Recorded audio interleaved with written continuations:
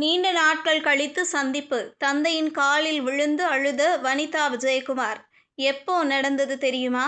வனிதா விஜயகுமார் முதல் திருமணத்தில் அவருக்கு நிம்மதி கிடைக்காததால் அவ்வாழ்க்கையிலிருந்து வெளியே வந்தார்.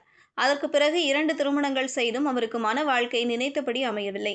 எனவே அந்த உறவுகளிலிருந்து சட்டென்று வெளியே வந்து இப்போது சிங்கிளாக இருக்கிறார். இந்த நிலையில் தனது தந்தையுடனான பிரச்சனை குறித்து வனிதா கொடுத்த பேட்டி ஒன்று திடீரென ட்ரெண்ட் ஆகியிருக்கிறது.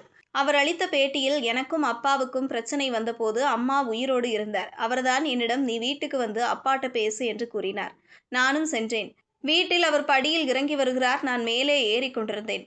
இதில் யார் சரி யார் தவறு என்பதற்கெல்லாம் நான் சொல்லவில்லை. நான் ரைட், அவர் தவறு. நீண்ட கேப்புக்கு பிறகு அப்போதுதான் அவரை பார்த்தேன். உடனே நான் அவரை கட்டிப்பிடித்து அழுது காலில் விழுந்து மன்னிப்பு கேட்டேன். அவரும் அழுதார். எல்லாமே நார்மலாக வந்தது. ஆனால் மீண்டும் பிரச்சனை வெடித்து விட்டது என்றார். அவரது இந்த பேட்டியை பார்த்து அப்படியே தந்தையுடன் சேர்ந்திருக்கலாமே என்று ரசிகர்கள் கமெண்ட்ஸ் செய்து வருகிறார்கள்.